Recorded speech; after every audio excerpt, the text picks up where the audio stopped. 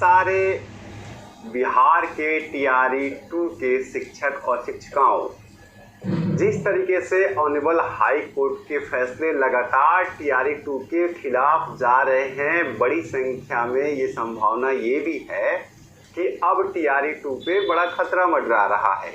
इसी बीच में honourable high court ने, पटना हाई कोर्ट में ऑनरेबल जस्टिस अंजलि शरण जी ने एक बड़ा फैसला दिया है एकल पीठ ने, और ये जो है टोटली इस रिजल्ट को, टीआरई 2 के रिजल्ट को रिफ्लिकेट कर देगा। फैसला परसों का है। लगातार आप लोग के सवाल आ रहे थे, लेकिन मैं थोड़ा सा अपने केसों में व्यस्त था, इसलिए आपको अपडेट नहीं दे पाया था।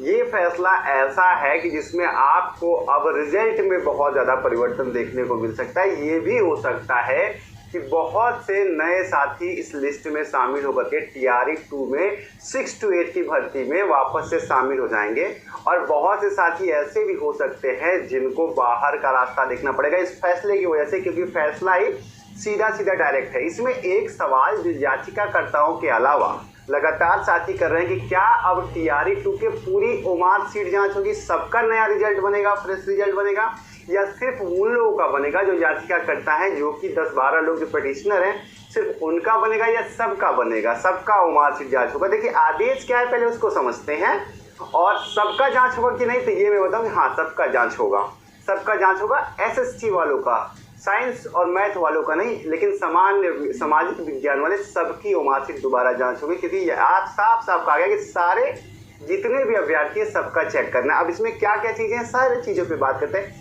चैनल पे नए या पुराने साथी सब्सक्राइब करके जुड़े रहिएगा, तो आपको हमेशा जानकारी सही मिलेगी। देखिए टीआरई 2 में डबल खतरे हैं। एक तरफ तो भाषा अहर्ता के मामले को लेकर के 34 याचिकाएं हाई कोर्ट में डाल दी गई हैं, और जिस तरीके से टीआरई 2 में लगातार फैसला बीपीएससी और शिक्षा विभाग के खिलाफ जा रहा है ऑनरेबल हाई कोर्ट का, ये बड़ा बात नहीं होगा कि आपको पूरी टीआरई के खिलाफ फैसला टीआरई 2 के खिलाफ जाएगा, और जिस तरीके से 1 पे स्टे हो गया, रद्द हो गई, उसी तरीके से 2 पे भी दिक्कत आ सकती है, उस पर भी स्टे हो जाएगा। और ऐसे में बहुत सारे साथी जो टीआरई 2 में भर्ती हैं उनके लिए भी दिक्कत हो जाएगी, क्योंकि फैसला ही, और ये गलती जो है बीपीएससी जल्दीबाजी में, शिक्षा विभाग की जल्दीबाजी में, हड़बड़ी में जो गलतियाँ की गई हैं, जिसकी वजह से ये तमाम चीज़ें आपको देखने को मिल रही है। चलिए फैसले की तरफ बात करते। देखिए समस्या, जो याचिकाकर्ताओं की समस्या थी कि वो अपने उम्र सीट को दोबारा जांच कराना चाहते थे, जैसे 9 और 10th में हुआ था। इनका ये कहना है कि एसएसटी की परीक्षा में इतिहास के तौर पर हमारे भूगोल की भी कॉपी जांच कर ली गई, राजनीति शास्त्र की भी कॉपी जांच कर ली गई, इतिहास के आंसर शीट से, और क्रम बदलने की वजह से हमारा जो है सही तरीके से मूल्यांकन नहीं हो पाया। हालांकि बीपीएससी ने इसको काउंटर करने की कोशिश की, बट कोर्ट जो है इसे डिनाई इसलिए कर गई क्योंकि 9वीं 10वीं के बच्चों को आपने दोबारा मौका दिया था, तो अगर आप उनको दिए थे तो फेयर अपॉर्चुनिटी, आपको याद है ना, मैं हमेशा आपको समझाता हूँ कि संवैधानिक अधिकार है आपका, किस चीज़ का, समानता का अधिकार, राइट टू इक्वलिटी, समानता का अधिकार। इसीलिए कहते हैं कानून सीखते रहिएगा, जुड़े रहिए सब्सक्राइब करके। तो समानता का अधिकार का में एक चीज़ और आता है, राइट टू फेयर अपॉर्चुनिटी, मतलब सबको समान मौका देने का भी अधिकार उसमें इनबिल्ड होता है इक्विटी में। इसी को देखते हुए ऑनरेबल कोर्ट ने कहा है कि नहीं, आप सबका उम्र सीट जांच कीजिए, जितने भी सोशल साइंस के बच्चे हैं, और फिर नई मेरिट लिस्ट लगाइएगा। लगाना पड़ेगा क्योंकि जब कॉपी जांच होगी तो बहुत सारे लोगों का जो है नंबर ज़्यादा आएगा उनके हिसाब से, और जब ऐसे में अगर नंबर, समझिए इस बात को कि अगर मान लीजिए जिस बच्चे का सिलेक्शन नहीं हुआ है, अब उसकी उम्र सीट दोबारा जांची जाएगी, सबकी उम्र सीट दोबारा चेक की जाएगी उत्तर पुस्तिका को क्रम संख्या बदलने के बाद। तो ऐसे में मान लीजिए जिस बच्चे का सिलेक्शन नहीं हुआ है वो घर पे बैठा हुआ है, लेकिन उसकी कॉपी जांच करने पे अब पता चलता है उसके नंबर तो ज़्यादा आ रहे हैं। तो ऐसे में जिनका नंबर कम है और जो नौकरी कर रहे हैं उनके लिए खतरा हो जाएगा, उनको जाना पड़ेगा। और इसीलिए सेकेंड मेरिट लिस्ट में एक नई मेरिट पूरी की पूरी सूची पे, या तो बीपीएससी इस फैसले को चुनौती स्वीकार करते हुए सुप्रीम कोर्ट में, या डबल बेंच में, क्योंकि ये एकल पीठ का फैसला है, मतलब सिंगल बेंच का फैसला है, डबल बेंच में जाना पड़ेगा उसको, और डबल बेंच में अपील करती है। मुझे जो जानकारी मिली है कि बीपीएससी डबल बेंच में इस फैसले को लेकर के अपील करने जा रही है, क्योंकि इसमें एक मैसिव पिंडोरा बॉक्स खुलने वाला है। पिंडोरा बॉक्स का मतलब होता है कि एक बड़ी संख्या में मतलब दिक्कत होने वाली है, 1-2 आदमी की बात नहीं है, पूरा का पूरा टीआरई 2 की भर्ती में ही उलटफेर हो जाएगी। क्योंकि जैसे ही उम्र सीट जांच होगी, सबकी जांच होगी, तो पूरा का पूरा एक नया लिस्ट लाना पड़ेगा, और पूरे नए लिस्ट से लोगों का सिलेक्शन करना पड़ेगा। तो ये एक तरीके से पूरी टीआरई की भर्ती रिफ्रेश हो जाएगी, समझ रहे हैं आप लोग।